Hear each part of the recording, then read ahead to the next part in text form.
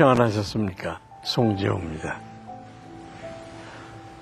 눈부시게 푸른 하늘, 바람에 흔들리는 싱그러운 나뭇잎, 맑게 우는 새소리, 철썩철썩 밀려오는 파도소리. 이런 광경이 지금 우리의 눈앞에 펼쳐져 있다고 가정해 보십시다. 어떠세요? 아름답죠? 그런데 손으로 눈을 한번 이렇게 가려보십시다. 이번에 어떻습니까? 아름다운 풍경은 사라지고 캄캄한 어둠밖에는 보이지 않게 됩니다.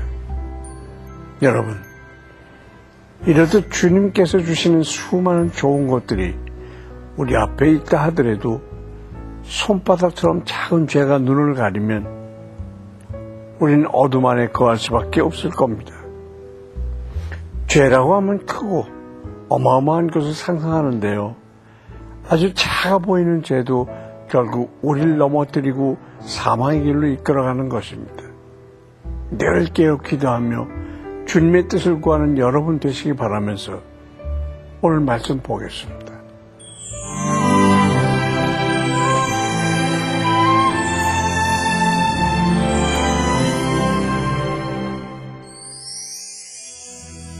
오늘 보실 말씀은 사사기 19장 1절부터 15절까지입니다.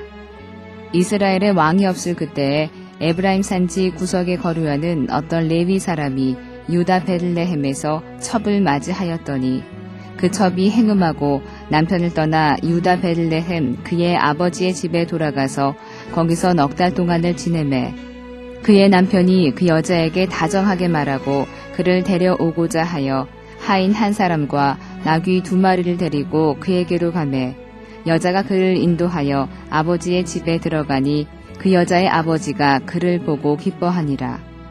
그의 장인 곧 그 여자의 아버지가 그를 머물게 하매 그가 3일 동안 그와 함께 머물며 먹고 마시며 거기서 유숙하다가 넷째 날 아침에 일찍이 일어나 떠나고자 하매 그 여자의 아버지가 그의 사위에게 이르되 떡을 조금 먹고 그대의 기력을 돋운 후에 그대의 길을 가라 하니라. 2 사람이 앉아서 함께 먹고 마시매 그 여자의 아버지가 그 사람에게 이르되 정하노니 이 밤을 여기서 유숙하여 그대의 마음을 즐겁게 하라 하니 그 사람이 일어나서 가고자 하되 그의 장인의 간청으로 거기서 다시 유숙하더니 5째 날 아침에 일찍이 일어나 떠나고자 하매 그 여자의 아버지가 이르되 정하노니 그대의 기력을 돋우고 해가 기울도록 머물라 하므로 2 사람이 함께 먹고 그 사람이 첩과 하인과 더불어 일어나 떠나고자 하매 그의 장인 곧 그 여자의 아버지가 그에게 이르되 보라 이제 날이 저물어가니 청하건대 이 밤도 유숙하라. 보라 해가 기울었느니라. 그대는 여기서 유숙하여 그대의 마음을 즐겁게 하고 내일 일찍이 그대의 길을 가서 그대의 집으로 돌아가라 하니 그 사람이 다시 밤을 지내고자 하지 아니하여 일어나서 떠나 여부스 맞은편에 이르렀으니 여부스는 곧 예루살렘이라. 안장 지운 나귀 2마리와 첩이 그와 함께 하였더라. 그들이 여부스에 가까이 갔을 때에 해가 지려 하는지라.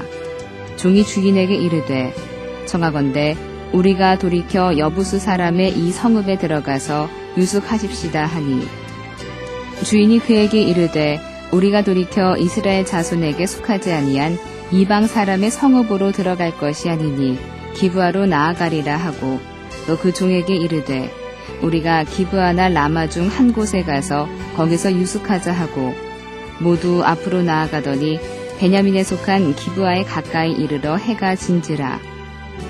기브아에 가서 유숙하려고 그리로 돌아 들어가서 성읍 넓은 거리에 앉아 있으나 그를 집으로 영접하여 유숙하게 하는 자가 없었더라. 오늘 본문의 내용은 사사시대의 타락상을 여실히 보여주는데요. 타의 모범이 되어야 할 레위인이 자연스럽게 첩을 얻고 그 첩은 또 다른 남자를 만났습니다. 더 나아가 첩의 불미스러운 행동이 드러났는데도 이 레위인은 율법대로 처리하기보다는 다정한 말로 달래며 다시 데려오려고 하고 있습니다. 그러나 율법을 범한 자를 아무런 징계도 없이 용서하는 것은 율법에서 가르치는 참 용서가 아닙니다. 또 이후에 일어나는 사건의 정황을 살펴볼 때 그녀를 다시 데리고 오려는 이유도 사랑 때문이 아닌 단지 자신의 정욕을 채우기 위함이었음을 추측할 수가 있습니다. 경건의 본을 보여야 할 레위인이 첩을 얻고 간음에 대해서 별 대수롭지 않게 여기며 스스로 율법을 허물어뜨리는 모습은 사사시대의 암울한 영적 현실을 잘 보여주고 있습니다. 오늘날 우리도 알게 모르게 도덕적 기준이 둔감해져 있지 않습니까?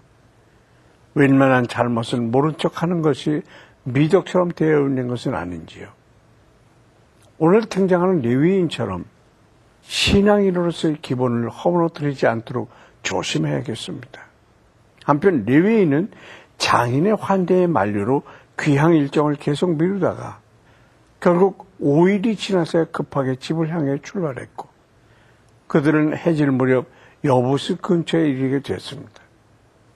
하지만 레위인은 이곳에서 유숙하자는 종의 제안에 이방인의 성읍에 들어가지 않을 것이라고 하면서 베냐민 지파의 성읍인 기브아로 갈 것을 고집했습니다. 여기서 우리는 하나님의 율법을 범하면서도 이방인들에 대해서는 우월감으로 가득 차 있는 레위인의 선민의식을 발견할 수가 있습니다. 결국 레위인 일행은 늦은 밤이 되어서야 기브아에 도착하게 됩니다. 하지만 히브리인들 중에 이들 일행을 집으로 영접해서 유숙해 하는 사람은 한 사람도 없었습니다. 고대 사회의 기본적인 미덕인 손님 접대마저 거부하고 있는 불친절한 히브리인들의 모습을 보면서 우리의 모습을 되돌아보게 됩니다. 믿는 자로서 우월감을 가지고 살아가지만 실제 삶에서는 믿지 않는 사람들보다도 비윤리적이고 자기중심적인 모습이 있었다면 이 시간 버릴 수 있기를 바랍니다. 항상 깨어 있어서 신앙적으로나 윤리적으로나 더욱 성실한 삶을 사는 여러분 되시길 바랍니다.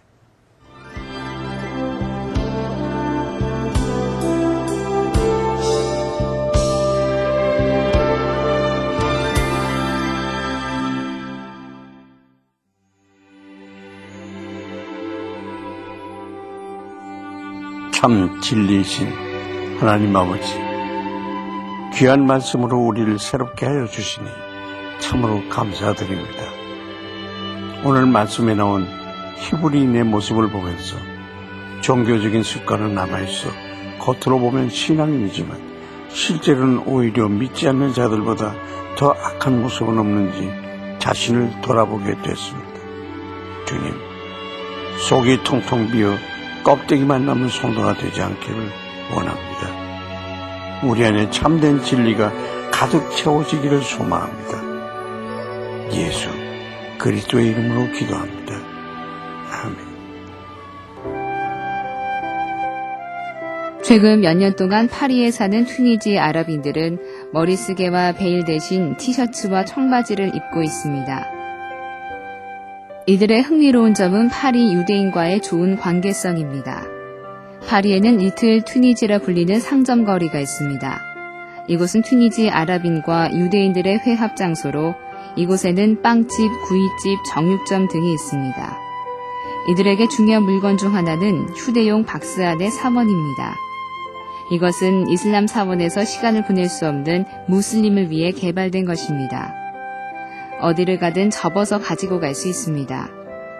시간에 따라 전통이 변하는 이때 교회가 새롭고 긍정적인 방법을 통해 그리스도를 전할 수 있도록 기도합시다. 영국의 역사학자인 푸르도 교수는 학장 취임 연설에서 이런 말을 했습니다. 우리는 지난 30년간 매우 역동적인 선교 활동을 전개해 왔습니다. 교회는 2배로 성장했고 신학 서적과 종교 잡지, 신문 등 수천 가지의 출판물이 종류별로 찍혀 나왔습니다. 그러나 그에 비해서 우리의 도덕성은 어떠했습니까? 우리는 잘못된 가치와 잘못된 척도 그리고 온갖 속임수로 심하게 부패되어 왔습니다. 저는 영국에서 수많은 설교를 들어왔습니다. 수많은 논문도 읽어봤습니다. 하지만 단 한 번도 거짓말하지 말라, 남의 것을 탐하지 말라는 등 기본적인 도덕을 가르치는 설교를 들어본 적이 없었습니다. 그리고 정직에 대한 논문도 단 한 편도 읽어보지 못했습니다. 그렇습니다, 여러분. 우린 성장하고 앞으로 나아가기에는 급급했지만 정작 가장 기본적인 것을 놓치고 있지는 않는지요. 오늘 하루 죄에 대한 경각심, 기본적인 우리의 태도에 대해서 다시 한번 돌아보는 시간 가지시길 부탁드립니다. 송재호의 퀴즈 동행 여기서 마칩니다. 감사합니다.